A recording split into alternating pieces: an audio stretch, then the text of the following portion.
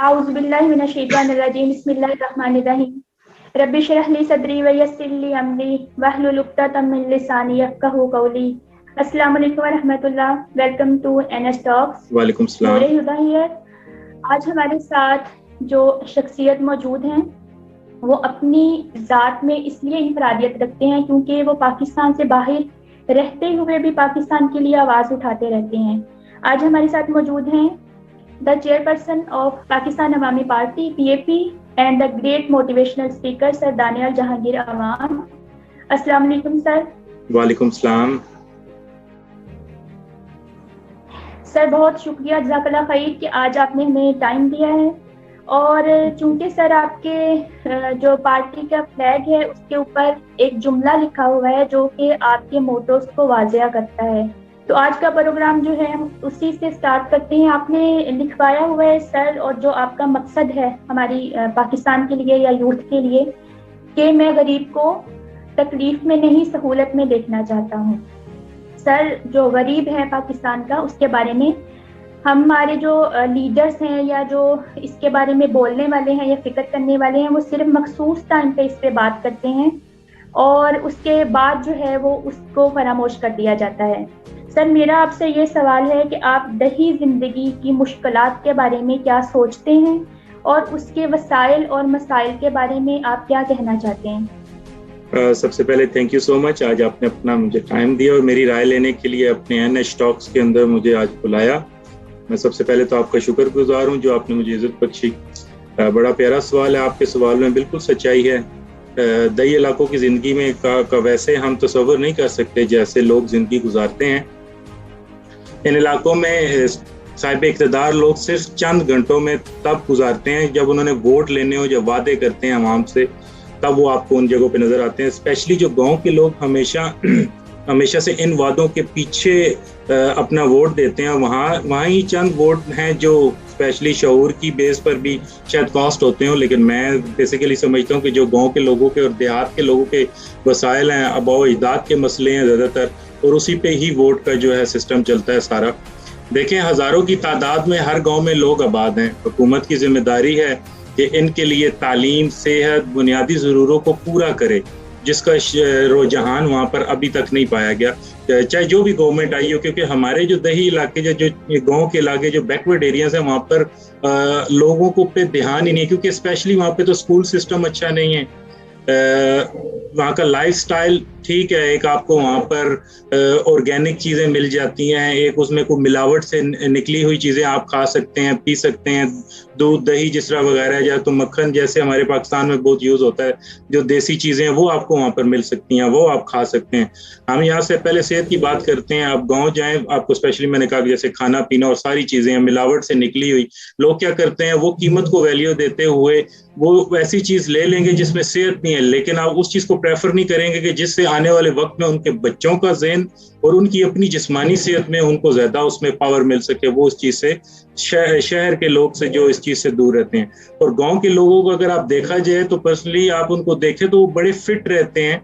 उनकी सेहत, उनकी जिस्मानी सेहत जितनी भी है, उनका ज़हनी तवाज़ुन वगैरह जो भी उनका बॉडी लैंग्वेज आप अगर देखें गाँव के लोगों का, तो वो फिट रहता है। एज लाइक जैसे आर्मी का एक सोल्जर अपने आप को परफेक्ट और फिट रखता है। आगे चलते हैं तो देखें कि जैसे अब हॉस्पिटल्स हैं, हमारे हॉस्पिटल्स शहर के अंदर, हॉस्पिटल्स के अंदर काफ़ी ज़्यादा सहूलियात हैं। अब इलाके के अंदर कोई ज़ख्मी हो जाए, गिर जाए, जैसे अब मैं एक इलाके से ताल्लुक़ रखता हूँ, जिस गांव से ताल्लुक़ रखता हूँ मैं, वहाँ पर काफ़ी ज़्यादा डेवलपमेंट हुई है। हमारे वो बहुत ही प्यारे अजीज़ भी हैं, मेरी फैमिली से भी हैं, वो वहाँ पे 2001 से स्टिल अभी 2021 जा रहा है, वो MPA रहे हैं वहाँ पे। उनका नाम मलिक तनवीर असलम अमान है, और उन्होंने काफ़ी ज़्यादा अपने इलाके के ऊपर इस चीज़ को लेते हुए मेहनतें की, और इतना एक उन्होंने डेवलप किया उस सेहत को भी और सिस्टम को, ट्रामा सेंटर तक वहाँ बनाए।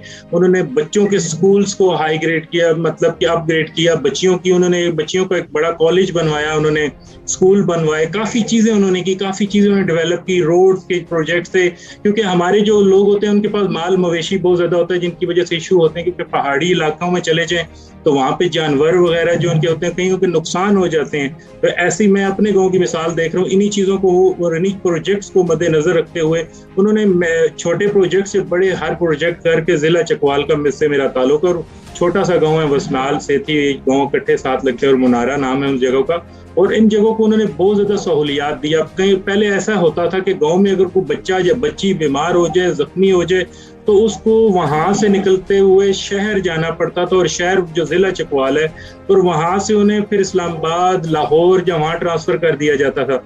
और ये जी बात थोड़ी सी काटूंगी, सॉरी, लेकिन आप देखिए कि अगर एक गांव में आप जैसे कह रहे हैं कि मेरे गांव में इस तरह की तरक्की हुई है, लेकिन सर बेशतर जो हमारे देहात हैं वहां पर ऐसा मामला नहीं होता। प्लस आपने देखा होगा कि आए दिन जो न्यूज में ये आता है कि गांव में जो एक्सपायरी मेडिसिन से अमवात होती हैं वो भी आपके इल्म में होंगी। प्लस सर आपने स्कूल सिस्टम की बात की है, तो आजकल हमारे जो हैं देहातों में या शहरों में भी हर तीसरी गली में स्कूल खुले हुए हैं। और आपको ये भी पता होगा कि वो जो स्कूल्स हैं वो स्कूल बिल्डिंग्स में नहीं खुलते, वो एक कोई भी पुरानी सी घर की इमारत के अंदर स्कूल खोल लिया जाता है। सर गांव के जो देहात हैं उनमें डॉक्टर्स मौजूद नहीं होते, वो बराए नाम ही सिर्फ कागजात की हद तक होते हैं। और सर अगर वहाँ पे मेडिसिन के लोगों के बच्चे मरते हैं वो सिर्फ एक न्यूज की हद तक रह जाता है, ठीक है। सही बात है। और सर जो स्कूल सिस्टम है, आपने ठीक कहा कि ज्यादातर गाँव में अगर ये सिस्टम हम मान भी लेते हैं तो हमारी जो बहुत सी आबादी है वो सिर्फ एजुकेशन को लेकर या अपनी सेहत के मसाइल को लेकर भी शहर की तरफ मूव कर चुकी हुई है। तो सर हम मतलब जो गांव है उसके लिए जो हम एक आधे गांव की तरक्की को देखकर तो वो मामला नहीं खत्म कर सकते, तो जो हमारे ज्यादातर मेजोरिटी जो देहात की है उसके लिए हम क्या कर सकते हैं? स्पेशली मैं तो जैसे आप देखें कि आपको प्रोजेक्ट्स आते हैं शहर के अंदर, तालीम पे आते हैं, सेहत पे मिलते हैं और आप उनको अपग्रेड करते हैं। असल में सबसे पहले आपको ऐसी मल्टीनेशनल कंपनीज लानी चाहिए कि जो उन देहातों से चंद फासलों के दूर पे और मॉडर्न लेवल पे हर गांव को मॉडर्न विलेज का रुतबा देते हुए उस चीज को प्रेजेंट करना चाहिए। और उसके जो फंड्स होते हैं, मॉडर्न विलेज का क्या होता है कि मॉडर्न विलेज जब आप बनाते हैं तो जब उसको रुतबा उस चीज का दे देते हैं तो चाहे जो सी मर्जी पाकिस्तान के अंदर गवर्नमेंट आ जाए तो फिर उसको एवरी ईयर उसको फंड्स मिलते रहते हैं, और वो गांव जो होते हैं वो हर तरक्याती काम में उनको अपग्रेड किया जाता है। और ये चीजें हमारी गवर्नमेंट्स को चाहिए कि वो इसका स्टेप लें, आस्ता आस्ता आस्ता इस चीज को लेकर चलें और ऐसे स्कूल्स को लेकर आगे चलें और ऐसे तालीमी इदारे जो है उनको इतना एक अपग्रेड करें, जो ट्रामा सेंटर्स वगैरह बनवाएं, उधर के हॉस्पिटल्स को अपग्रेड करें, डीएमओज लेकर आए, डीएमओज को जहाँ पर एक है वहाँ दो तैनात करें, स्पेशलाइजेशंस लोग जो स्पेशलिस्ट लोग हैं उनको लेकर आए हॉस्पिटल्स के अंदर। जहाँ जानवरों के लिए बहुत मेन जरूरत है, जो मेन बड़ी जरूरत है जानवरों के लिए, ऐसे स्पेशलिस्ट डॉक्टर्स को लेकर आए कि जो उनका मेन रोजी का जो जरिया है, जो स्पेशली जिन्होंने काफी ज्यादा जानवर का खेवड़ वगैरह रखा होता है, वो उनको चाहिए होती है, इन चीजों की जरूरत है। जैसे जमीनें हैं, अब जमीनों के लिए जो अनाज हम तक भी पहुंचता है, जैसे कि राइस वगैरह है, चावल हो गया, उसके बाद आपका अनाज है, जितना भी कुछ छोटी मोटी जितने भी आप प्रोडक्ट्स खाते हैं जो इंसानी जिंदगी की जरूरत है, आप उनको इस चीज के अंदर अपग्रेड करें और आगे लेकर चलें। जब वो आगे लेकर इस चीज को चलेंगे ऑटोमेटिकली ये चीज स्टेप बाय स्टेप वाइज ये ठीक होती जाएगी। और ज्यादा जोर हम लोग क्या करते हैं कि हम जो फेडरल क्या गवर्नमेंट्स क्या करती हैं, वो शहर के ऊपर जोर देती हैं, जो देहाती इलाके होते हैं वहां पर उसको पीछे रख दिया जाता है। और वहां का मैं इस चीज के खिलाफ नहीं हूँ, बरादरीइज्म के और इन चीजों के, क्योंकि देखें जो मकामी इंसान होता है वो मकामी इंसान का दर्द समझ सकता है कि ये उसकी नजर से गुजरे होते हैं, और जब वो एज ए लीडरशिप में आता है तो वो ऐसा कुछ डिलीवर कर सकता है जो हक सच का इंसान हो। क्योंकि मैं ऐसी बात नहीं कर रहा कि कोई मकामी ऐसा इंसान हो कि जो करप्ट हो और ऐसा इंसान हो कि जो कुछ अपने लिए सोचे और अवाम के लिए ना सोचे, मैं उसकी बात नहीं कर रहा। जो हक सच का इंसान हो लेकिन अपने इलाके से वो अपने जो अवाम है उनका अच्छा भला कर सकेगा, गांव के लिए सोचेगा, पार्लियामेंट्स के लिए के अंदर जाके वो इस चीज की आवाज उठा सकेगा। और हमें स्पेशली जिस मैं इलाके से हूँ, क्योंकि अगर हम 1960 से देखें 2000 तक हमारे इलाकों के साथ बहुत ज्यादा ज्यादतियां हुई हैं, हमें वो फंड्स और ऐसी कोई चीज जो हमें ट्रीट नहीं किया, लेकिन मुख्तलिफ जो हमारे इलाकों की लीडरशिप थी उन्होंने अपने आप को ऐसे लेकर चले, जिनमें मैंने नाम मेंशन किया मलिक तनवीर असलम साहब का। अगर आप उनका बायोडाटा ऑनलाइन चेक करें, उन्होंने तो जो तरक्याती काम उनके तो हम मार लगा दिए, इतना एक काम करवाया, इतना एक उन्होंने गरीब लोगों की सहूलतें दी। मैं अपना तारुफ आपको खाली मेरी तंजीम तक है। मेरे वाला साहब एक छोटी सी यूनियन काउंसिल मुनारा के अंदर एक नाज़िम थे, वो मुंतखब हुए। हमारी गांव के अंदर बिजली नहीं थी, रोड्स नहीं थे, और जो छोटे छोटे प्रोजेक्ट्स थे हमारे गांव के अंदर ये मौजूद नहीं थे। मेरे वाले साहब 2002 में इक़्तिदार में, गाँव ने उन्हें मुंतखब किया, वो आगे अवाम की मोहब्बत थी, और जब वो मुंतखब होकर अपनी लीडरशिप के अंदर आए, फिर उन्होंने डिलीवर किया। उन्होंने बिजली लेकर आई, 3 गांव को उन्होंने बिजली दी, उन्होंने रोड्स बनवाए, उन्होंने छोटे छोटे प्रोजेक्ट्स किए, और ऐसे ऐसे प्रोजेक्ट्स भी थे कि एक नाज़म जो होता है 3 गांव पर होता है, और एक बल्दियाती निज़ाम था कि ऐसे ऐसे प्रोजेक्ट्स भी थे जो 2002 में 1 करोड़ 30 लाख तक के रोड प्रोजेक्ट भी थे, जहां पर टूटे रोड थे ही नहीं, पत्थर थे, वाइट पत्थर का वो इलाका है, क्योंकि पिछले पहाड़ अगर देखें वहां पे कोयला और नमक भी निकलता है हमारे इलाकों में। तो वो रोड सारे ऐसे थे कि वहां पर गाड़ियां भी अगर चलती थी तो मेरा ख्याल है कि उनके अंदर भी ऑटोमेटिकली काफी इश्यूज आ जाते होंगे, जानवर जो थे उनको मुश्किलात थी। तो ये मेरे वाले साहब ने भी डिलीवर की। इस चीज का फायदा होता है कि जो मकामी लोग होते हैं उनको अपने मसाइल का पता होता है। जब हम एक गांव से हट के 6वें गांव से किसी को उठा कर ले आएंगे तो आपके वो उसके जाती इश्यूज और जो छोटे छोटे मसाइल हैं वो आपके वो बेहतर तरीके से नहीं समझ सकेगा। तो हमें ये चाहिए कि अपने मुंतखबा लोग हैं उनको थोड़ा सा अपना फर्स्ट लेकर आए प्रायोरिटीज पे, और देखें कि वो हमारे काम कर सकते हैं। फिर उनसे गाँव का भी काम है कि वो एज एक कौम का, जैसे कहते हैं हम एक कौम बन जाए, तो एक ऐसे बिरादरी बन के या सारे इकट्ठे होकर पूरे गाँव का काम है कि वो अपने मसाइल उनके रखे, वो पार्लियामेंट में, फेडरल गवर्नमेंट में और सूबाई गवर्नमेंट के सामने उनको पेश कर सके ताकि वो इन छोटे मसाइल से बाहर निकल सकें। सर आप ठीक कह रहे हैं, लेकिन जैसा कि आपने कहा कि आपके वालिद साहब हैं जो दूसरे सर हैं, उन्होंने बहुत काम किया आपके गांव के लिए। लेकिन सर मुझे लगता है कि जैसा कि आपने कहा कि मकामी लोग अपने ही किसी बंदे को सामने लेके आए और वही जो है वो उनकी आगे फर्दर हेल्प कर सकता है। लेकिन सर मुझे लगता है कि ये हर जगह ये जो चीज़ है वो अप्लाई नहीं होती। हमारे बहुत सारे गांव हैं जो अपने ही किसी बंदे को चुनते हैं, लेकिन वो जो इंसान है वो फिर उनकी इस्लाह के लिए कोई काम नहीं करता। दूसरा सर आपने कहा कि जो हमारे गांव के लोग हैं वो ऑर्गेनिक फूड खाते हैं और वो जो शहरियों की निस्बत कवि होते हैं। सर अगर हम अब की बात करें, जो हमारे अब जो देहाती हैं उनकी आगे जो नस्लें हैं वो चल रही हैं, तो आपको शायद पता हो क्योंकि आप भी उसी इलाके से इस तरह ताल्लुक़ रखते हैं कि सर अब हमारे जो गांव हैं जो ज़्यादा ही पसमानदा हैं उनको जो अशिया हैं, जो खुराक है वो मुहैया की जाती है, उसका लेवल क्या है, उसकी क्वालिटी क्या है, वो जो खुद खाते हैं। अब देखें सर, एक किसान है वो खुद जो दूध, दही, घी वगैरह या गंदम वगैरह इस तरह की चीज़ें तो वो खुद उगाता है। उसके पीछे हम जो शहरों में बैठ के खाते हैं वो उनके पीछे हमारे किसान भाइयों का खून पसीना एक हुआ होता है। सर मुझे लगता है कि हमें जो किसान है वो ऑर्गेनिक और क्वालिटी की फूड्स देते हैं, लेकिन हम उन्हें बदले में क्या देते हैं कि हम जो आप सर गांव में जाएं, अगर आपको कभी एक्सपीरियंस हो तो वहां पर जो घी है या इस तरह की बेसिक नीड्स हैं सर, आप वहां पर जो क्वालिटी प्रोवाइड की जाती है वो शहरों में प्रोवाइड नहीं की जाती। चूंकि सर गरीब को पेट भरना होता है और क्वालिटी नहीं चेक करनी होती, तो इसलिए वो चीज खरीदते वक्त सिर्फ अपनी जेब देखता है, वो चीज की क्वालिटी नहीं देखता। नतीजा क्या होता है सर के गांव में कि वहां पर सेहत के अब ज्यादा इश्यूज होने लग गए हैं क्योंकि उनके पास फिर हॉस्पिटल्स नहीं है। और फिर सर एक गरीब ये सोचता है कि अगर मैं अपने बच्चे को या किस तरह शहर लेके जाऊंगा तो वो सारा प्रोसेस जो है अपने माइंड में वो रिवाइंड करता है कि मैंने डॉक्टर की फीस देनी है, मैंने पब्लिक ट्रांसपोर्ट का पे करना है, देन मैं अपने बच्चे को लेके जाऊंगा। इससे बेहतर है कि मैं गांव के हॉस्पिटल से, डिस्पेंसरी से कोई भी मेडिसिन ले लूं। नतीजा क्या होता है कि उनके बच्चों की अमवात होती हैं। सर ये पूरे पाकिस्तान का मसला है कि हम 1-2 गाँव की तरक्की को लेकर बाकी जो सारे हैं उनको फरामोश नहीं कर सकते।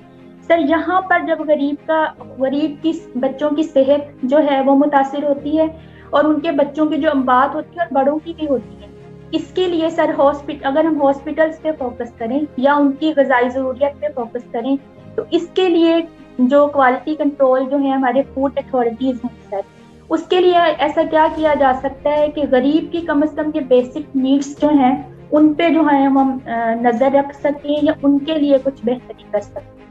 जैसे मैंने आपको मेंशन किया पहले इस चीज़ का कि छोटे मोटी जो चीज़ें, जिससे ऑर्गेनिक चीज़ों के लिए हमारे जो चावल वगैरह, जो अनाज वगैरह जितने भी हैं, जैसे हमारी जो बुनियादी चीज़ें हैं, जो इंसान की जो बुनियादी, जो पाकिस्तानी अवाम के लिए भी और जो हर इंसान की ज़रूरत है, गवर्नमेंट्स को चाहिए कि वो उनको एक किसान का स्पेशली इश्यूज़ भी रहा पाकिस्तान के अंदर, वो उनको ऐसा कोई प्रोजेक्ट दें, उनको ऐसे रिलीफ्स दें कि वो गरीब अपना पेट भर सके। ये मैं ऑलरेडी मेंशन आपको इस चीज़ में कर, जो बड़ा तफसीली मैंने इसी चीज़ पे जिक्र किया है कि हमारी गवर्नमेंट्स को चाहिए, और जब ये चीज़ें चलती हैं तो जो हमारे मकामी लीडर होते हैं ये चीज़ें उनकी नज़र में होनी चाहिए, और ये वो ही इस चीज़ को लेकर चल सकते हैं। जब मकामी लीडर आपके इस चीज़ के ऊपर जोर नहीं देंगे, जब वो इस चीज़ को ज़ेरे नज़र नहीं रखेंगे, तो इश्यूज तो बनते हैं। अब जैसे पानी के इश्यूज हैं, ज़मीन को पानी चाहिए और पानी की जो किल्लत है पाकिस्तान के अंदर, तो डैम्स नहीं है, डैम्स बनने चाहिए पाकिस्तान के अंदर।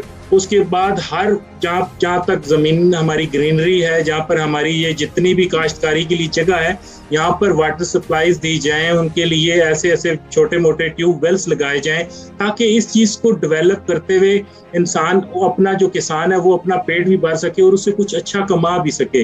और इस चीज़ का सिर्फ गाँव वालों को फ़ायदा नहीं है, हमें ही फ़ायदा है, क्योंकि शहरदारी में तो सोसाइटीज़ बन चुकी हैं ना, घर के साथ घर है एक, वहाँ पर तो आपके पास जगह ही नहीं है जहाँ पे आप काश्तकारी कर सकें या कहीं पे ज़मीन पे आप कुछ लगा सकें।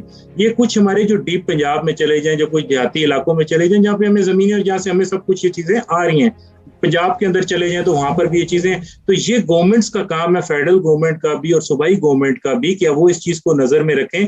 हमारी गवर्नमेंट्स जो है शहर पे ज़्यादा जोर देती हैं और देहाती इलाकों पे कम, तो ये उनको चाहिए कि वो इस चीज़ पे जोर दें। और लास्ट चीज़ आपने बात की कि दवाइयों का, तो ये देखें, ये जो चीज़ें दवाइयों का जहाँ तक इशू है, हेल्थ का चक्कर है, तो ये जब तक हम खुद ईमानदार नहीं होंगे, अपना बिजनेस जो बन चुका है हमारा दवाइयों का, क्योंकि डॉक्टर्स क्या करते हैं, डॉक्टर्स आगे जाके वो उनके साथ कुछ ना कुछ कॉन्ट्रैक्ट्स ले लेते हैं कि हम आपकी दवाइयाँ बेचवाएंगे या कमीशन लेंगे, जब कुछ कमीशन के चक्कर में जब पड़ जाए, जब इंसान का ईमान खत्म हो जाए तो फिर अमवात होती है। जरूरी नहीं है कि देहाती इलाकों में ही अमवात हों, फिर वो मेडिसिन कहीं भी यूज हो तो उससे अमवात, चाहे बुजुर्ग हो, जवान हो, बच्चा, उसकी अमवात होती हैं। तो इसके लिए गवर्नमेंट्स को बहुत कुछ करना पड़ेगा, क्योंकि ये एक बहुत ज्यादा इस पे हार्ड वर्क है, लेकिन करना पड़ेगा हमारी, क्योंकि काफी टाइम से ये चीज जो है गलत हुई हुई है, तो ये डिस्ट्रैक्ट जो हुई हुई है चीज, इसको हमें ट्रैक पे लाना पड़ेगा। जी थैंक यू सर। सर, मेरा जो अगला सवाल है आपके लिए वो है मीडिया के बारे में। सर, आपको एक जगह कहते हुए सुना मैंने कि जो हमारा मीडिया है वो हमारी यूथ के लिए खराबी वाला मामला है जो वो ज्यादा कर रहा है।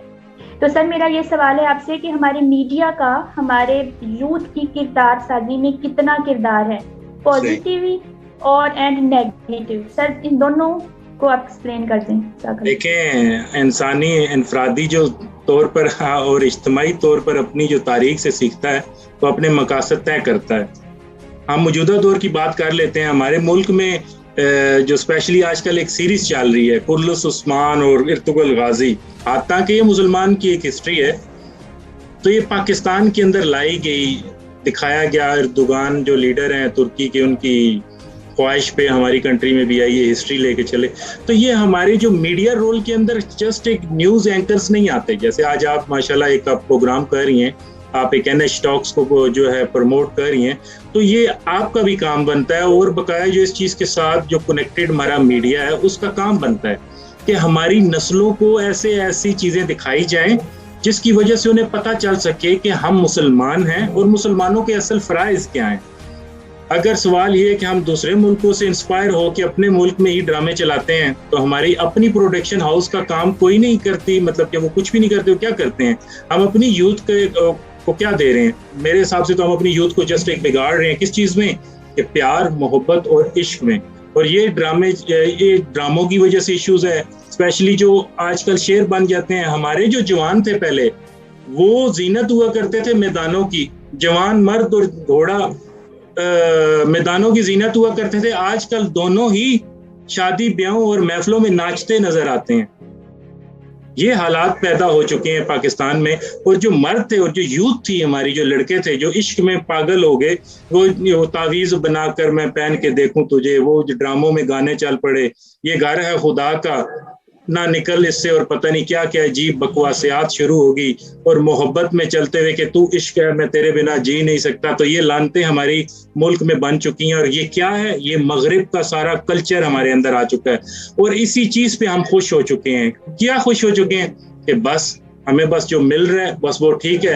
आपको पता ही नहीं है, क्योंकि हमारे जो पिछले बुजुर्गों की दीन पे जो कुर्बानी है, वो कहते थे नहीं आजकल अप टू डेट सिस्टम आ गया, क्योंकि उस टाइम ना तो व्हाट्सएप थे, ना फेसबुक थी, ना यूट्यूब से कोई चीजें नहीं थी। तो वो जब समझते हैं कि शायद जो हमारे बुजुर्गों की कुर्बानी है वो जस्ट एक यूजलेस है और उन पे कुछ बात नहीं करनी चाहिए। और मीडिया क्या करता है, मीडिया एक ऐसी ऐसी चीज को प्रमोट्स करता है। यूनिवर्सिटी के अंदर लड़कियों को फूल लड़के देते हुए नजर आते हैं और वो उसको क्या कहते हैं, वैलेंटाइन डेज को बड़ा प्रमोट करती है हमारी मीडिया भी, कि देखें आज वैलेंटाइन बनाया गया, आज इधर बनाया गया, आज उधर बनाया गया। और यहाँ पर हमारी गवर्नमेंट्स क्या जाती हैं, कहाँ जाती हैं? वो गवर्नमेंट है हमारी इस्लामिक रिपब्लिक ऑफ पाकिस्तान की। इस्लामिक और रिपब्लिक ऑफ पाकिस्तान का क्या मतलब है? इस्लामी जमहूरिया पाकिस्तान। इस्लामी जमहूरिया पाकिस्तान के अंदर आप कुरान को भी फॉलो कर रहे हैं, आप नबी की सीरत को भी फॉलो कर रहे हैं। क्या आपकी इखलाकियात और आपकी इज्जत तो बेइज्जती कहाँ की जब आपकी माए बहनें बेटियां हाफ कपड़े पहन के ड्रामों में काम कर रही होती है और पूरी पूरी फैमिलीज, आजकल हालात ये पूरी पूरी फैमिलीज टीवी के सामने बैठी होती हैं, चाहे छोटा बच्चा है, चाहे वो सीनियर मोंटेसरी में, चाहे वो मैट्रिक में, चाहे 9th में, कोई शर्म हया नहीं रहा, सामने बैठ के देखते हैं। जब वो इकरार मोहब्बत कर रहे होते हैं तो तब भी वो देख रहे होते हैं। जब वो इस चीज पे आकर खुदकुशी लड़का कर रहा होता है तो औरतों के और मर्दों के आंखों से आंसू आ रहे होते हैं। स्पेशली पिछले दिनों मीडिया पे मुझे बहुत दुख हुआ, हमारी यंग यूथ कर क्या रही थी, रो रही थी ड्रामों की वजह से। वो पता नहीं वो हुमायूं सईद का कोई ड्रामा था, हमारी आप यकीन नहीं मानेंगे कि वो लड़का मर गया, लड़की से दूर हो गया। ये हालात पैदा हो चुके हैं हमारे मुल्क में। हमारे मर्दों को, हमारे जवानों को जो उनके असल फराइज थे वो भूल चुके हैं कि हम किस मकसद के लिए आए थे।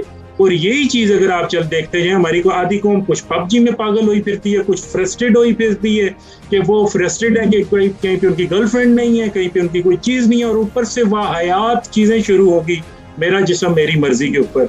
मेरा जिस्म मेरी मर्जी पे जो वो औरतें हैं, हमारी गवर्नमेंट किधर गई है, हमारी मीडिया कहाँ गई? जो एंकर्स इतनी बड़ी बड़ी बातें करते हैं टीवी पे बैठ के, वो 2 दिन चले जाए वहां पर और उनसे ऐसा सवाल करें कि कौन सी मेरा जिस्म मेरी मर्जी की आप लोग बात करते हैं? इस किस्म की मर्जी की बात करते हैं कि आपको पेरेंट्स ने अलाउ कर दी है इस चीज के ऊपर कि आप यहाँ पर आकर जो है प्रोटेस्ट कर रही हैं, हाफ कपड़े पहन के आपने इतने वाहियात बोर्डिंग्स बोर्ड कार्ड उठाए हुए हैं और लोगों को मैसेज दे रहे हैं। और वहां पर हमारे यंग मर्द क्या कह रहे होते हैं, जो यूथ है, वो यूथ आगे कह रही होती है कि मर्द को मर्द से शादी का जो है वो आपकी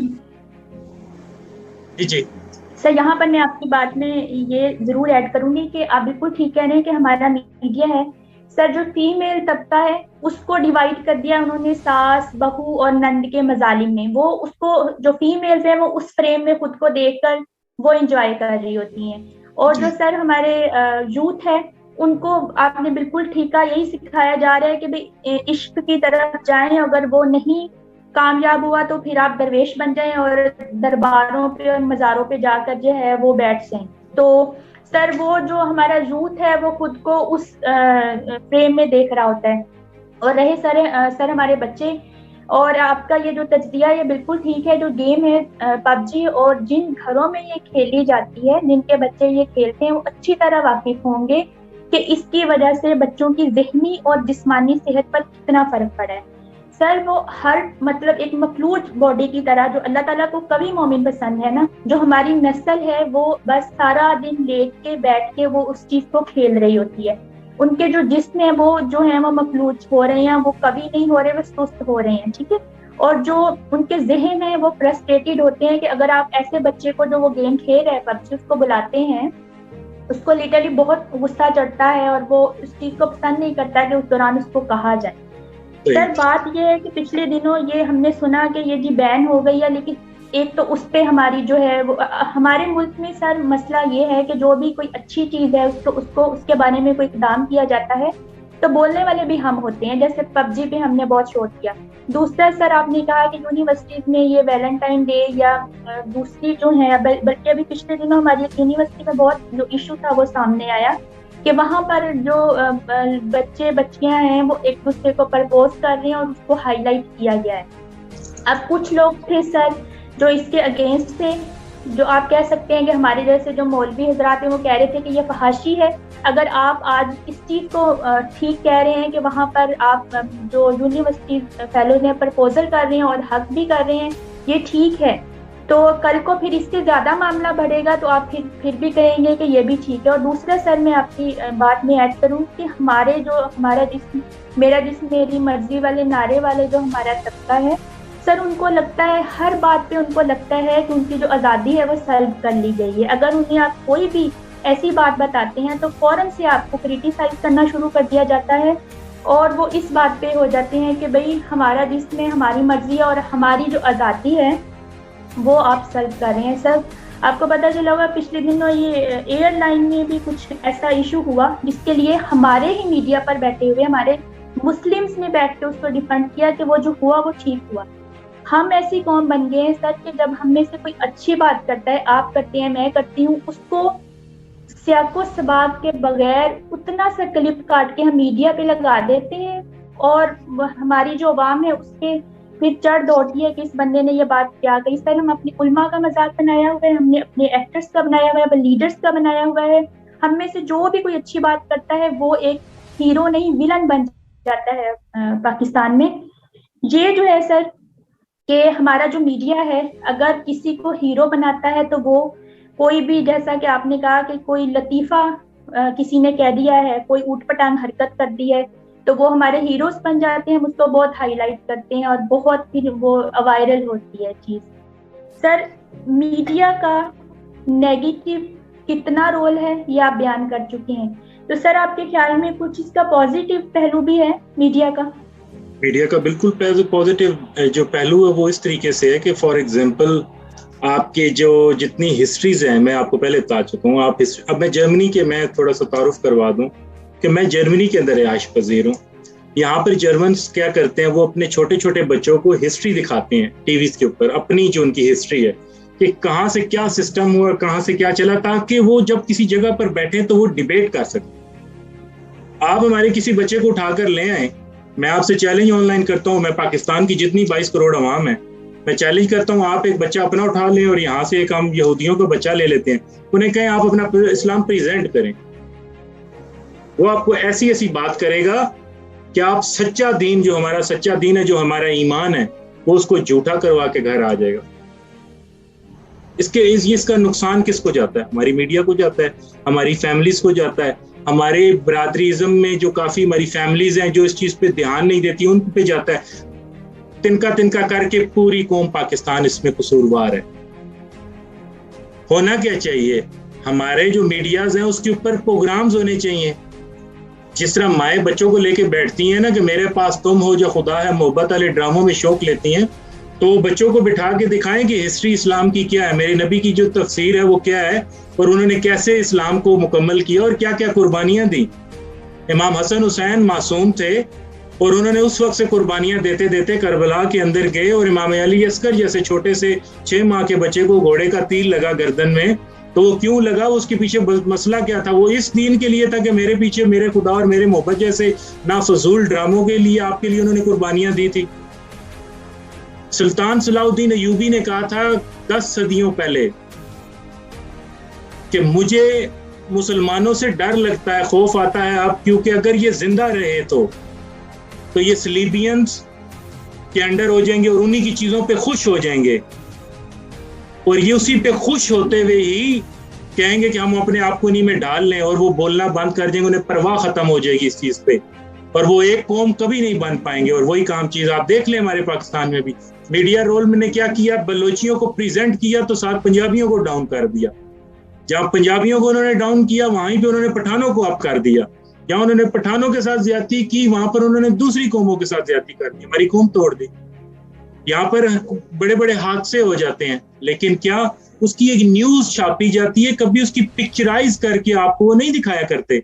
और यही खौफ हमारे पाकिस्तान के अंदर डाल दिया गया कि कुछ भी हो रहा है, कोई एक्सीडेंट हो रहा है, कोई कत्ल हो रहा है, कोई चीज हो रही है, तो आप उनकी वीडियोस क्यों बना रहे? खौफ है बच्चे के लिए, बच्चा शुरू में ही डर जाएगा, तो बच्चे को छोटे होते भी खौफ आएगा, वो इस चीज के लिए कभी वो अपना दिल मजबूत नहीं कर पाएगा कि जब वो ऐसे खौफ को देखेगा तो वो डरेगा, कहेगा कि नहीं शायद मैं जाऊं, तो वो उसके दिमाग में पिक्चर रह जाएगी ये मेरे साथ भी ऐसा हो सकता है। तो ये गलत चीजें हो रही हैं। फिर उसके बाद ये जो मेरा जिस्म मेरा मर्जी, मैं एक बात करता हूँ यहाँ पर उधर प्रोग्राम्स क्यों नहीं रखे जाते? यहाँ पर मारवी जैसे, सरमद मारवी मेमन और एक और वो लेडीज थी, मुझे उनका नाम नहीं पता, जिनको खलीलुर रहमान जो एक मर्द मुजाहिद है, जिसको बहुत ज्यादा क्रिटिसाइज भी किया गया, जब उन्होंने स्टॉप किया तो मीडिया ने उल्टा खलीलुर रहमान को कहना शुरू कर दिया कि आपने लेडीज के साथ बदतमीजी की। और वो लेडीज क्या थी कि मेरे जिस्म मेरी मर्जी। मैं उन लेडीज से को भी मैं मीडिया से सवाल करता हूँ कि आपका बाप 25 केवी की गर्मी में काम करता हो और जब घर आए तो उसके जिस्म से वो मांस भी उतर रहा हो, और बेटी उठ के बाप को कहे कि बाप पानी मांगे और पानी देने के लिए क्या नहीं देती, और बाद में शाम को कहे कि मेरा जिस्म मेरी मर्जी। जब वो कोई इस पे एहसाल करे, या उसे कहे कि मेरी एक ख्वाहिश है कि तुम ये करो, और बाप को बेटी जवाब दे कि मेरा जिस्म मेरी मर्जी, तो फिर उनको बताना चाहिए कि तुम्हारा जिस्म और तुम्हारी मर्जी कैसे, कि जब तुम्हारे बाप की तुम्हारा जिस्म नहीं है, उसका अपना नहीं, उसका अपनी मर्जी नहीं, खुदा की मर्जी है, और वो तुम्हारे लिए कमाता है, तुम्हारे लिए करता है, बच्चों के लिए। ये यहाँ पर बाप के साथ भी ज्यादती है और मर्द के साथ भी ज्यादती है। मर्द सुबह निकलता है, रात को घर आता है, और उसके बावजूद औरत कहे कि मेरा जिस्म मेरा मर्जी। तो मैं आपसे एक और सवाल करता हूँ इस चीज पे कि क्या जब एक माँ है, एक मर्द की माँ है, मेरी एक माँ है, वो कौन है? वो एक औरत है। मेरी एक बहन है, जब वो जवान होती है, उसकी शादी के लिए हम मेहनतें करते हैं, नौकरियां करते हैं, कमा कर लाते हैं, जहेज सारी चीजें करके हम अपनी बेटी को बड़े अच्छे तरीके से रुखसत करते हैं, तो वो बेटी कौन है? औरत है।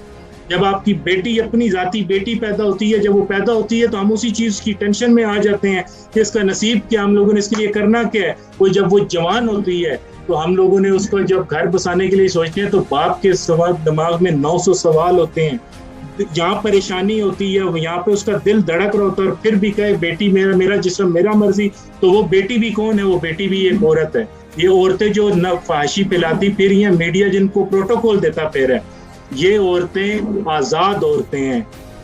ये वो औरतें नहीं है कि जो घर में अपने माँ बाप की इज्जत रखती हैं। ये वाकई वही औरतें हैं कि जो मेरा जिस्म मेरा मर्जी अपने घरों में भी चलाती हैं। ये अपने हस्बैंड को एक वक्त का खाना गर्म करके नहीं दे सकती, और बाहर आके मेरा जिस्म मेरे मर्जी कहती हैं, क्योंकि इनको चाहिए कि रिलेशनशिप्स ये चाहती हैं और बहुत कुछ चाहती हैं ये, जिसकी वजह से ना ये जो फहाशी नारा लेकर निकली हैं। और अगर आप मीडिया को लेकर चलें तो मीडिया का काम है कि हक सच को बयान करे, मीडिया नहीं करता। मीडिया अपने पैसे लेने के लिए, अपने प्रोटोकॉल्स लेने के लिए वो ऐसी स्टोरीज आपको दिखाता है, और मतलब कि जो मैं समझता हूँ कि यूजलेस है। मैं पिछले दिनों एक प्रोग्राम्स देख रहा था या कुछ चैनल्स के ऊपर, नाम नहीं मैं लूंगा, उन चैनल्स के ऊपर हो क्या रहा है, जिन्नात हैं जी घरों के अंदर, वो प्रोग्राम्स बन चुके हैं। यहाँ पर अब एक कोई चुड़ैल आ गई है, कोई चीज आ गई है, कोई पत्थर आ रहा है, और मतलब एक ऐसी स्टोरीज। ये बच्चों को क्या सिखा रहे हैं हमारे ये बच्चे? जब प्रोग्राम देखते हैं तो क्या वो बच्चा जब बेड से उठ के वॉशरूम या कहीं जाना चाहेगा तो वो तो डरेगा, कहेगा नहीं मुझे डर लगता है, यहाँ पर कोई चीज है। तो हमारी यूथ के साथ तो बचपन में ही जो मीडिया है वो तो जुल्म कर रहा है, मीडिया गलत चीजें दिखा रहा है। तो इस मीडिया को स्टॉप गवर्नमेंट ने करना है। या तो आवाम जो है खड़ी होगी तो उसको क्या होगा, उसको तो वो क्रिटिसाइज करके या तो मारेगी, फौज मारेगी, या तो पुलिस मारेगी। और फौज और पुलिस गलत नहीं है। हमारी फौज और पुलिस को क्यों निशाना बनाते हैं? पांचों उंगलियां बराबर नहीं है। जहां पर किरदार होते हैं, किरदार हर जगह पे अच्छा बुरा किरदार है। हमारी जो पाकिस्तान की पुलिस है उसकी इज्जत करनी चाहिए। हमारे यहाँ पाकिस्तान की अवाम में भी खौफ पुलिस पे भी डाल दिया गया, फौज का खौफ भी डाल दिया गया। हमारी ISI को बदनाम करने के लिए पता नहीं क्या क्या खौफ डाल दिया, हालांकि वर्ल्ड बेस्ट ISI हमारी है, और हमें इस चीज पे फख्र होना चाहिए, और हमें अपनी पाकिस्तान आर्मी पे फख्र होना चाहिए। जो किरदार हैं उन किरदारों को ये क्रिटिसाइज नहीं करते, उनको मेंशन नहीं करते, पूरे डिपार्टमेंट्स को ये ले डूबते हैं। और उन डिपार्टमेंट्स के ऊपर क्रिटिसाइज कौन करता है? हमारा मीडिया करता है। हमारी मीडिया के अंदर ये चीजें मौजूद हैं। हमारी आर्मी है तो ये मुल्क है। हमारे पास क्या था? 70 सालों से इस मुल्क के लिए बहुत सारी पॉलिटिक्स की गई, जैसे कि बांग्लादेश टूटा इस मुल्क से, लेकिन वो पहले ही एक मौलाना ने बोल दिया था कि 25 साल मुश्किल से हो गए कि पाकिस्तान का इत्तेहाद पूरा इकट्ठा रह सके, लेकिन 24 साल और कुछ महीनों में पाकिस्तान टूट गया। क्या वजह बनी? जी बिल्कुल सर, ये भी सच है कि अब हम जो हैं वो अपने बच्चों को जो बुज़दिल बना रहे हैं वो हमारा अपना भी किरदार है और माहौल का भी किरदार है। क्योंकि सर पाकिस्तान में जो बाहर हादसे हो रहे हैं, स्पेशली जो हमारी जान है उसकी कोई कीमत नहीं है कि हम एक मजमूई तौर पर हम रिस्की ज़िंदगी गुजारें, इसलिए हम अपने बच्चों को बाहर नहीं निकलने देते। अगर एक जो मर्द है वो बाहर नहीं निकलेगा बाहर देखे, मर्द और औरत की फितरत जो है वो अल्लाह ताला ने अलग बनाई है, और मर्द को अल्लाह ताला ने एक अवाम ही कहा है, ठीक है। तो जो मर्द है वो बाहर, हम अपने बच्चों को बाहर नहीं निकलने देते कि आपके साथ कोई हादसा पेश आ जाएगा। एक मोबाइल के लिए, चंद हजार के लिए आपको जो है बच्चों को या बड़ों को, जिसको भी गोली मार दी जाती है। एक तो सर ये है फैक्ट कि हम अपने बच्चों को बाहर ही नहीं निकलने देते। आप यूरोप में रहते हैं, आप इस चीज को अच्छी तरह समझते होंगे कि वहां पर किसी की सिक्योरिटी का क्या हाल है और पाकिस्तान में क्या सिक्योरिटी का हाल है। दूसरा सर, आपने मीडिया की बात की, आपने सारे जो हैं फैक्ट्स अच्छे बयान किए।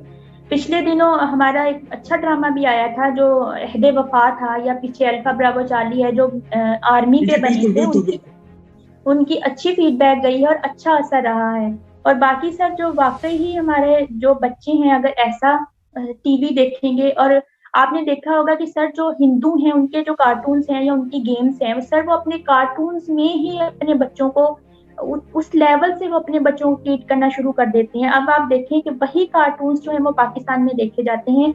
तो आप जो है, एक बच्चा जो है वो भगवान का भी नाम ले रहा होता है, दूसरे जन्म का नाम ले रहा होता है, ब्ला ब्ला ब्ला। और सर हम वहां पर फिक्रमंद नहीं होते कि हमारा बच्चा किस मजहब की तरफ जा रहा है या किस मजहब को देख रहा है, सुन रहा है और अपने अंदर उतार रहा है, बल्कि वो हमारे लिए फन बन जाता है।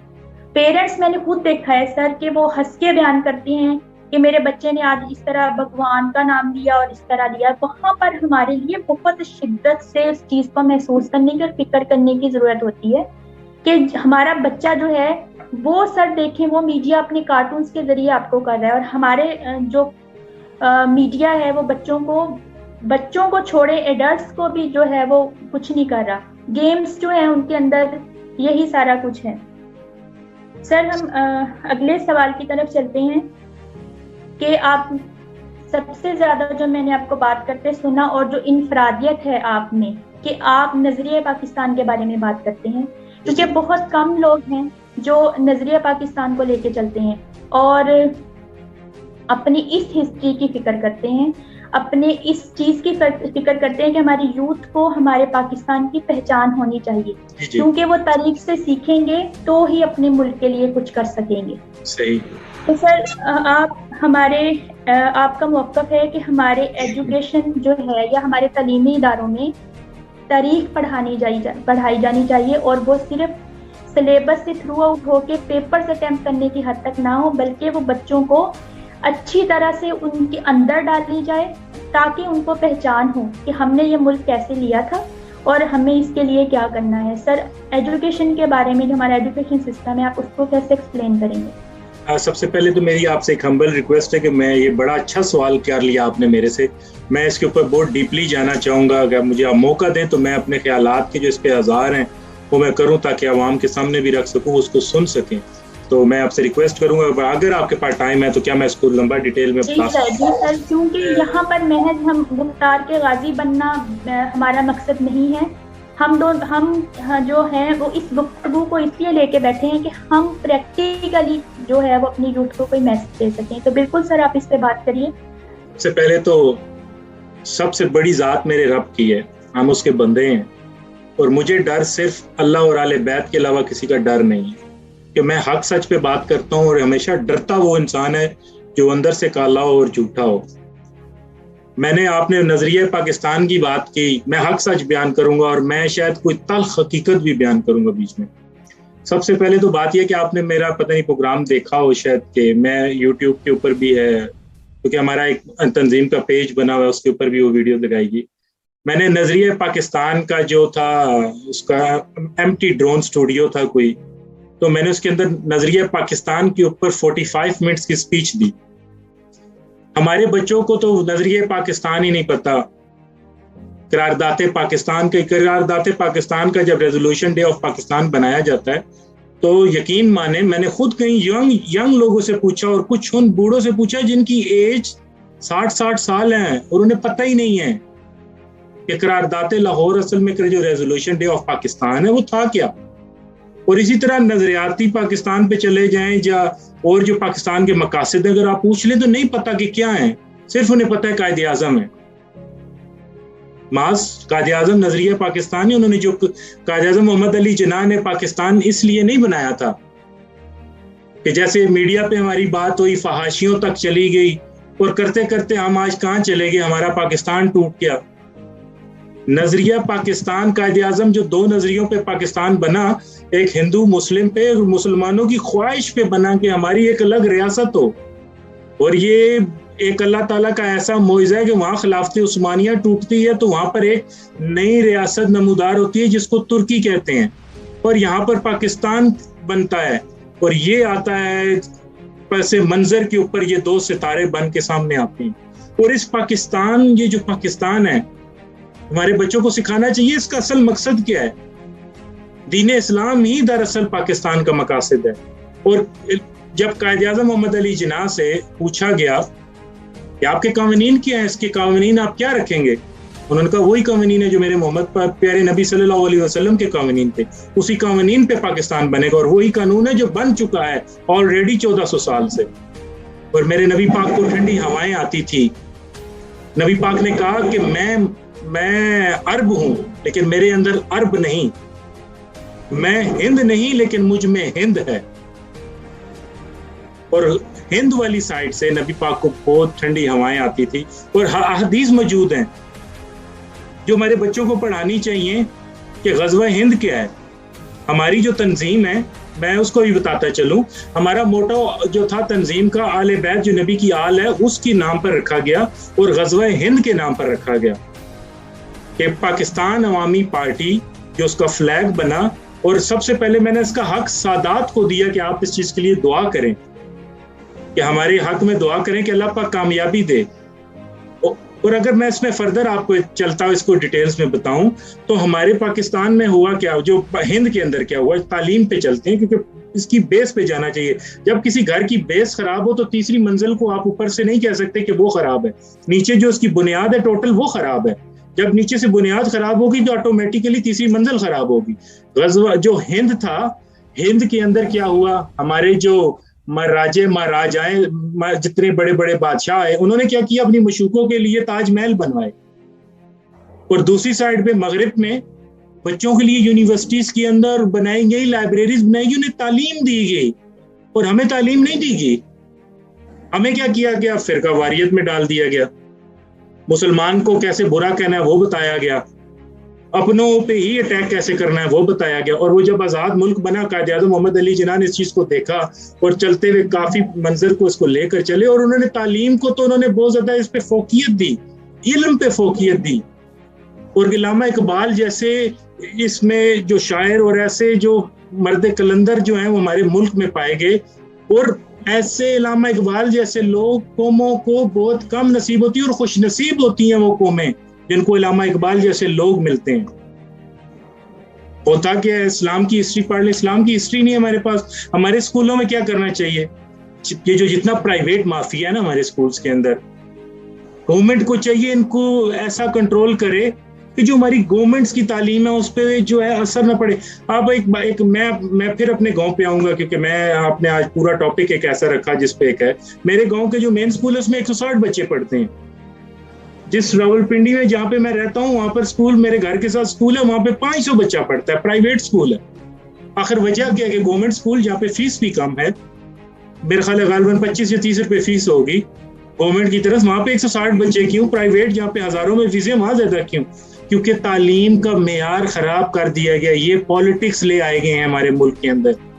प्राइवेट माफिया को स्टॉप करने के लिए बंदा ही नहीं रहा, बिजनेस हब सॉरी मैं आपकी बात काट के यहाँ पर ये जरूर कहना चाहूंगी कि आपने प्राइवेट स्कूल्स की बात की, बिल्कुल ऐसा ही है सर कि प्राइवेट स्कूल्स में एक होता है सर इल्म देना और एक होता है इल्म लादना। जो हमारे स्कूल सिस्टम है वो एक सिर्फ कारोबार की हैसियत से रह गए हैं। वहाँ पर आपके बच्चे की क्रिएटिविटी खत्म की जाती है, मॉरल वैल्यूज पे कोई ध्यान नहीं दिया जाता, उसकी कैरेक्टर बिल्डिंग पे कोई काम नहीं किया जाता।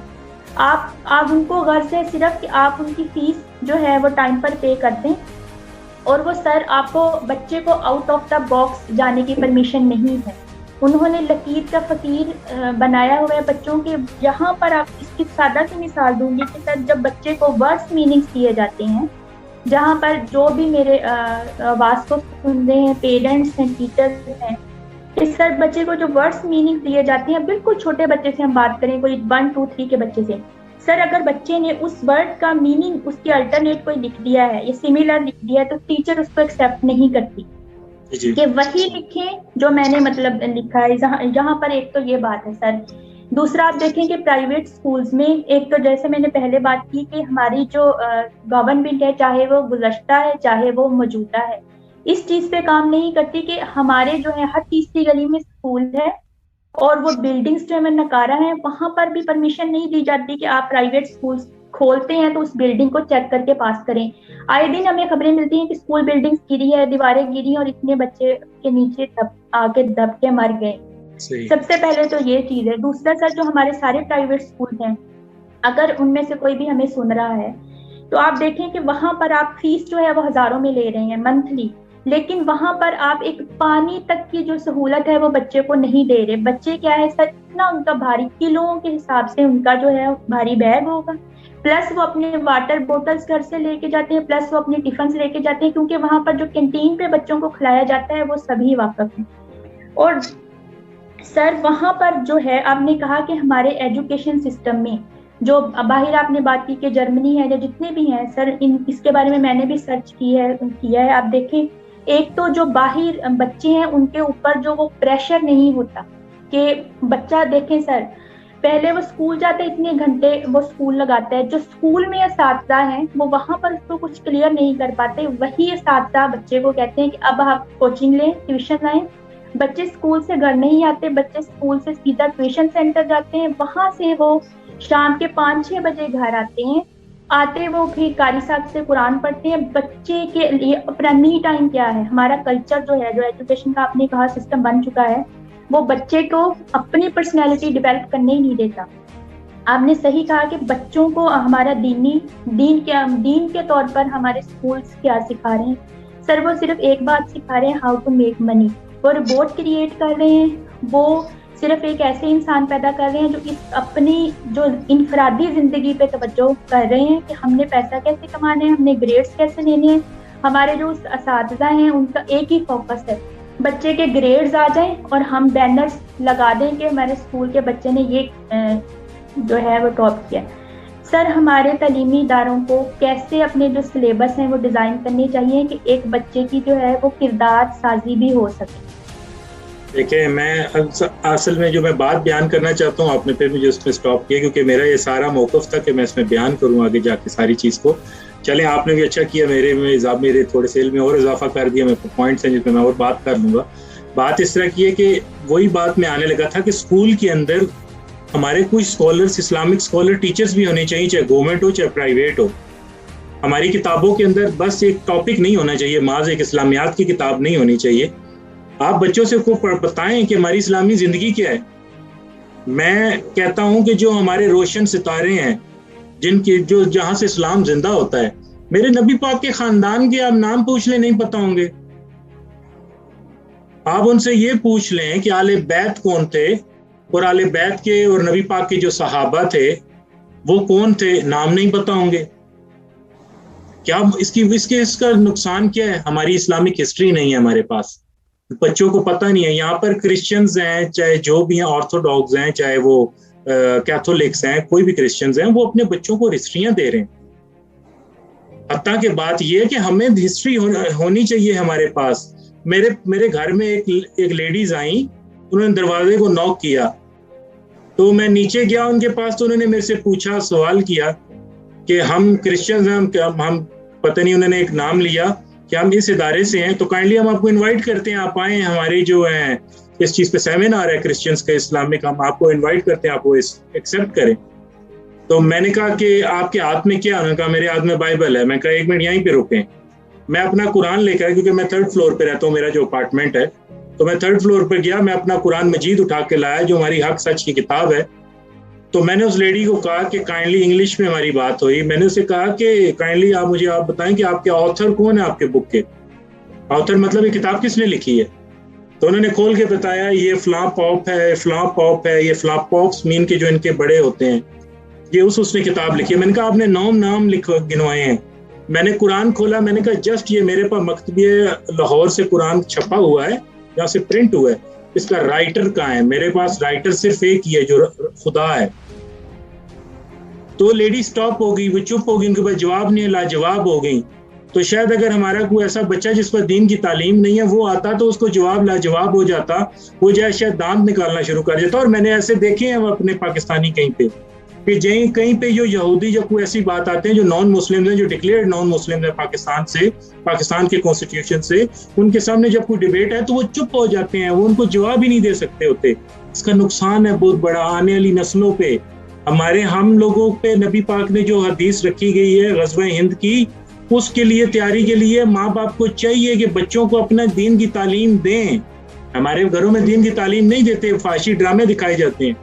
वो जस्ट लिबरलिज्म को बहुत फॉलो अप करते हैं, दीन को तो वो जस्ट एक नौज बिला गाली उन्होंने बनाया हुआ है कि नहीं दाढ़ी, मेरे मुंह पे दाढ़ी है, शायद वो समझेंगे कि मौलवी है। ये तासुर फैला दिया गया। मलाला यूसुफजई जैसे लोगों को प्रोटोकॉल्स देना, असल में ऐसे लोगों को प्रोटोकॉल्स देते हैं जिसमें उसको तालीम का भी एक बड़ा उसको प्रोटोकॉल दिया गया कि उसे गोलियां लगी, फिर वो तालीम पढ़ने गई, उसके साथ और बच्चे भी थे। हमारे जो फौजी स्कूल पेशावर के अंदर बच्चे शहीद हुए, कहाँ गई थी और गवर्नमेंट्स कहाँ, उनको क्यों नहीं इतना प्रोटोकॉल दिया गया? उसमें क्या ऐसी बात थी? वो क्या उसके अंदर हीरे जेवरात लगे हुए थे? और रिसेंटली उसने कह दिया कि शादी के बगैर रहना चाहिए, क्योंकि यूरोप में, कनाडा, ऑस्ट्रेलिया, यूएसए, वहां पर क्या चलता है कि शादी के बिना आप रह सकते हैं, लिविंग रिलेशनशिप्स में रह सकते हैं। और हमारे इस्लाम पे बोतान लगा रही है। और मुझे बड़ा अफसोस हुआ, हमारे कुछ एक्ट्रेस और एक्ट्रेसेस जो रोल मॉडल्स हैं वो उसको फॉलो अप कर रही हैं कि we are really proud on you, हम आप तुमसे बहुत प्राउड करते हैं कि तुमने ये बात की, तुमने ये बुक्स लिखी। हमारी हिस्ट्री के साथ एक मजाक हो रहा है, हमें फिरका वारियत में फैला दिया गया। अब एक और मजे की बात है ना, यहाँ पे मैं पैदा होता हूँ, मैं मतलब छोटा हूँ, बच्चा हूँ, मैं किसी घर में पैदा हूँ, तो छोटा बच्चा जैसी जैसी बड़ा होगा, हमारे एक मोहल्ले में तो 9 मस्जिदें होती हैं। सबसे पहले तो ये हमारे लिए बहुत अफसोस की बात है कि उस पे मस्जिद पे भी मैं बात करता हूँ आके कि आपने बिहाइंड द प्रोग्राम में से जब कुछ थोड़ी सी बात की तो आपने मस्जिद की भी बात की कि हम लोगों ने मस्जिदों को भी मजाक बना लिया। उसका भी मैं जवाब आपको भी अच्छा है कि मैं लाइव दूं जवाब। क्या किया हुआ, क्या बच्चा छोटा सा बड़ा होता है, आप बेटा सुन्नी हैं, आप बेटा बरेलवी हैं, बेटा आप देवबंदी हैं, बेटा आप वहाबी हैं, बेटा आप शिया हैं, बेटा आप मुसलमान नहीं हैं। मुसलमान बनना किसी ने सिखाया। और जब यही बच्चे बाहर आ जाते हैं तो जब गोरा आपसे सवाल करता है कि काइंडली आप कौन है, तो उसको क्या कहेगा कि मैं सुन्नी हूँ, जब मैं शिया हूँ, जब मैं वहाबी हूँ। तो गोरा कहेगा कि ये कौन सा ब्रांड है। जब वो ये नहीं बताएगा कि मैं मुसलमान हूँ, जब वो सवाल करेगा तो क्या कहेगा कि नहीं सुन्नी परफेक्ट है, वो जन्नत में जाएंगे, वहाबी परफेक्ट है, वो जन्नत में जाएंगे, देवबंदी परफेक्ट है, वो जन्नत में जाएंगे।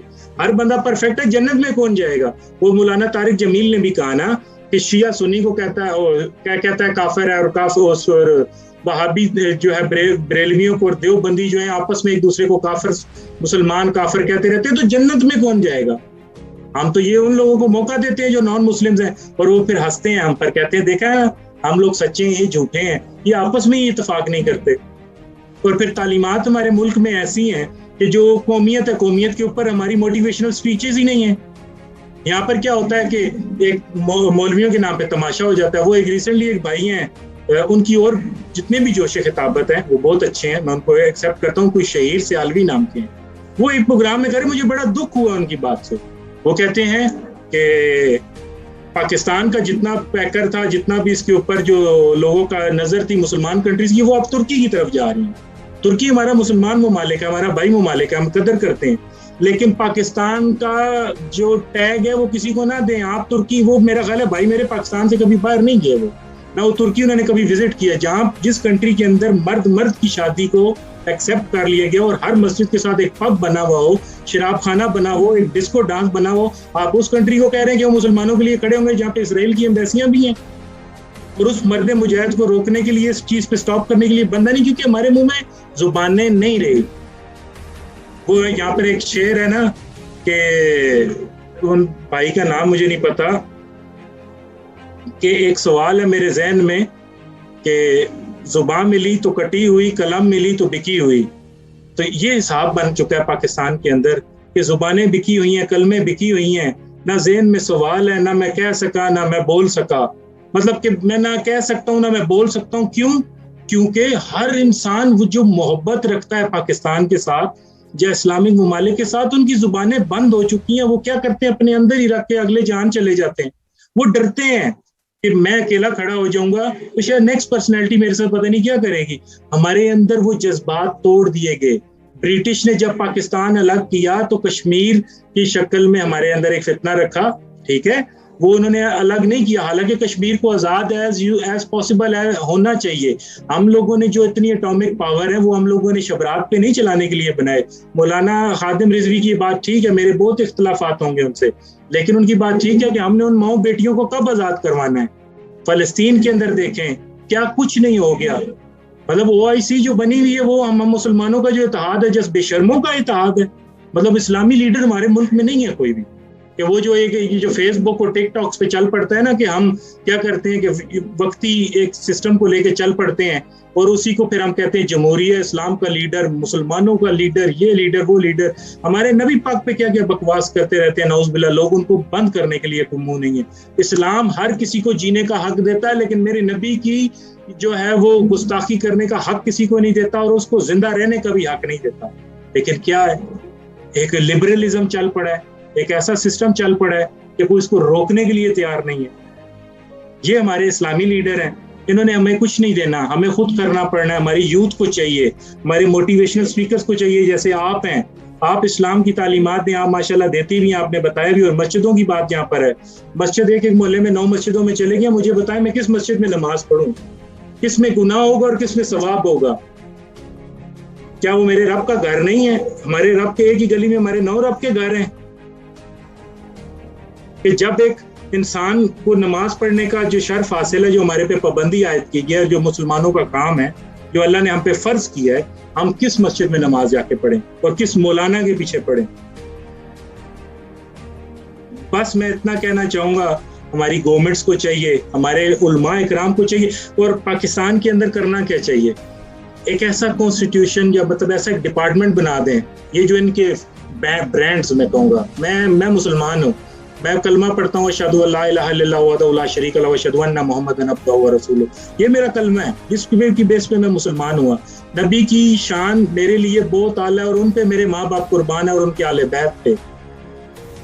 मैं सिर्फ इतना कहूँगा कि ये जो ब्रांड्स हैं, अगर पाकिस्तान में ब्रांड्स बन ही चुके हैं तो इन ब्रांड्स का क्या करें कि एक डिपार्टमेंट बनाएं गवर्नमेंट की तरफ से, जिनकी तनख्वाहें भी दें और इसी से रोजगार भी कईयों को मिल जाएगा, कि उसके अंदर वो लेकर उनको बिठाएं। जिस तरह ये पाकिस्तान के अंदर आए रोज कत्ल के फतवे और कत्ल गर्दनें काट दी जाती हैं, करे क्या उन डिपार्टमेंट्स के अंदर लेके जाए। एक बंदा को गुस्ताखी करता है और एक जो मुद्दाई है वो उस चीज पे बयान देता है कि इसने गुस्ताखी की है, तो उन दोनों की एप्लीकेशंस वहां जाएं, एप्लीकेशन सबमिट करवाएं और प्रूफ दिए जाएं।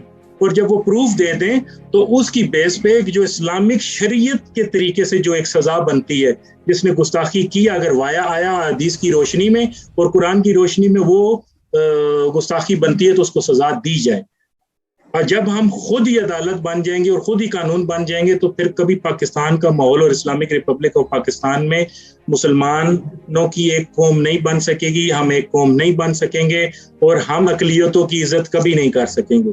फिर जब तक इमाम मेहदी का नज़ूल नहीं होता, उनका वो जब तक इस दुनिया में नहीं आते, ईसा अलैहिस्सलाम नहीं आते, तो फिर तो ये मामलात चलते रहेंगे। और जहाँ तक नबी पाक की हदीसें हैं, वहाँ पे मेरा ईमान है कि स्याह झंडे इकट्ठे होंगे। फुरसान कोई जगह है मेरा ख्याल है ईरान के साथ या अफगानिस्तान के साथ, वहाँ से अलम उसी स्याह झंडों के नीचे जो है वो एक लश्कर निकलेगा, जो पाकिस्तान से एक निकलता हुआ मगरबी साइडों पे जाकर वो एक ठहराव करेगा, जो गज़वा हिंद की निशानी है। क्योंकि जो यहूदी लॉबी है, 80 अलमों के नीचे 1-1 लाख, जब मेरा ख्याल है 10-10 लाख फौज निकलेगी जंग करने के लिए। तो ये हिस्ट्रियां किसने बतानी है? हमारे आपने और मैंने बतानी है, आप गवर्नमेंट नहीं बताएगी। गवर्नमेंट को तो अपना ये चाहिए कि मुझे वोट कैसे चाहिए, मैंने वोट कैसे लेना है, बस वो ये बता सकती है। और ये मैं यूथ से रिक्वेस्ट करता हूँ, आप पावर हैं, आप जब इंसान को फैसला ले लेता है तो उसको चाहिए कि वो एक तूफान बनकर निकले। एक शैतान ने एक इंसान को कहा जो बहुत ख्वाब देखता था कि तुम ख्वाब देखते हो, तुम पे कोई तूफान ना आ जाए। उसने कहा कि तुम डरो इस चीज से, क्योंकि वो तूफान तो मैं ही हूँ, और जब बड़े बड़े तूफान मेरे अंदर आएंगे वो गर्क हो जाएंगे। और इंसान को तूफान बनना चाहिए। जब आप बढ़ेंगे समुंदर को जब आप साहिल पे खड़े होकर समुंदर को देखेंगे तो वो एक अलग बात है, जब उसके अंदर लहरों के अंदर आप जाकर बीच में उनसे नहीं टकराएंगे तो आप कुछ नहीं कर पाएंगे। जब आप उनसे टकराएंगे रब आपको इज्जत भी देगा, आपको हिम्मत भी देगा। आप कदम बढ़ाएं, आप खड़े रहें। इंसान गिर के फिर खड़ा होता है और अपने आप को जोड़ता है। और इंसान जो वाकई जमहूरी इंसान होता है, जो मुसलमान होता है, जिसके अंदर जज्बा होता है, वो 100 दफा गिरे फिर वो खड़ा होता है। और उसके बाद जब आप डटे रहते हैं, अपने मकासद पे जम के खड़े रहते हैं, तो फिर आपको कोई भी तोड़ नहीं सकता, आपको कोई हिला नहीं सकता। आपको अल्लाह पाक की मदद हासिल होती है। मैं चाहता हूं कि मेरी जितनी यूथ है वो एक जगह खड़ी हो सके, एक कौम बन सके। और मेरी जो तंजीम है, मैं जस्ट एक 1 मैन आर्मी हूँ। मुझे इस चीज़ में कोई शर्म नहीं है। मेरे पास बिसाइड इसके बहुत प्रोटोकॉल्स है। अगर मैं उनमें जाके शमूलियत करूँ तो मुझे कहीं काफ़ी जगह पे इज्जत मिल सकती है और काफ़ी सीट मिल सकती है, मतलब एक ऐसी सीट मिल सकती है। लेकिन नहीं, मैं एक नई सोच को लेकर निकला हूँ, मैं अपनी यूथ को लेकर निकला हूँ। मैं चाहता हूँ कि मेरी ये जो तंजीम है, आने वाले वक्त में पता नहीं क्या होगा, लेकिन मैं आज आपको इस प्रोग्राम मेरा ये सेव कर लें कि जो मैं पत्थर रख रहा हूँ, जो बुनियाद रख रहा हूँ जिस चीज़ की, आने वाले वक्त में लोग इस चीज़ को कहेंगे। इंसान जब मर जाता है तो उसकी कदर तब आती होती है कि आया वो क्या था। Thank you so much. Sir, अल्लाह ताला से दुआ है, उम्मीद है कि अल्लाह ताला आपको आपके मकासद में कामयाब करे और हमारे जो पाकिस्तान के लिए आपकी फिक्र है और हमारी यूथ का जो एक मिल्लत और एक कौम बनना है, उस ख्वाब को पूरा करे अल्लाह ताला। और हम आज की जो गुफ्तगू है वो मैं इस बातों के साथ समेटती हूँ, इसको ख़त्म करती हूँ कि हमने आज एजुकेशन पे बात की, तो मेरे सारे असातिज़ा से जो है वो इस प्रोग्राम और सर दानियाल की बातों के वसत से रिक्वेस्ट है कि आप बच्चों को एक मनी मेकर मशीन ना बनाएं। आप उनकी किरदार साजी करें, आप उनको मॉरल वैल्यूज सिखाएं, आप उन्हें इस्लामिक और पाकिस्तानी हिस्ट्री सिखाएं, क्योंकि बीइंग अ मुस्लिम हम सबका इस चीज़ पे यकीन है, अकीदा है और हम इस पे ईमान लाते हैं कि जो हमारे नबी सल्लल्लाहु अलैहि वसल्लम की हदीस के मुताबिक कि अगर आपकी वजह से कोई साले अमल इख्तियार करता है तो आपके मरने के बाद आपको उसका सवाब जाता रहता है। और दूसरी बात हमने की गुरबा के लिए, तो यहाँ पर मैं ये कहूँगी कि जो अगर हम एक जगह पर ये सोचते हैं या हमारे उमरा हैं जो हमारे मुल्क के जो हैं वो साहिब हैसियत इंसान हैं, अगर वो ये सोचते हैं कि हम और हमारी ज़िंदगी बेहतर है तो हमारे लिए यही काफ़ी है। हमें अगर हमारा एक तबका हमारी वजह से मुतासिर हो रहा है तो ये हमारा मसला नहीं है, क्योंकि अगर एक आज फ़कीर है तो वो कल बादशाह भी हो सकता है और आज का बादशाह जो है वो कल फ़कीर भी हो सकता है। तो बकौल शायद के वक्त पासा पलट भी सकता है, जो तू सह सके वही जुल्म कर।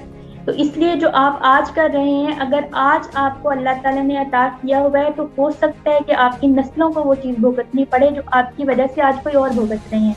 और लास्ट पे जी हमारा मीडिया रोल है, तो हमारे कुरान में और हदीस में ये मुतबार है कि अगर आपकी वजह से कोई चीज़ जो है वो ख़राबी की तरफ गलत फैली है, आप किसी गुनाह को फैलाने का सबब बने हैं, तो अगर आप तौबा किए बगैर मर जाते हैं या ज़िंदगी में तौबा नहीं करते तो वो गुनाह जो है वो जितने लोग देखेंगे उसको अपनाएंगे, उसका जो है वो गुनाह आपके जो है जमा होता रहेगा अकाउंट में और आप उसके जवाबदेह होंगे। तो आज हम जो ये गुफ्तगू इसी बात पे ख़त्म करते हैं कि आप जहाँ पर भी हैं, जिस शोबा से भी मुंसलिक हैं, आप अपनी पूरी ईमानतदारी और दयानतदारी से चलते रहें। सुब्हानक अल्लाहुम्मा व बिहम्दिका अशहदु अन ला इलाहा इल्ला अंता अस्तगफिरुका व अतूबु इलैक। अस्सलामु अलैकुम व रहमतुल्लाह।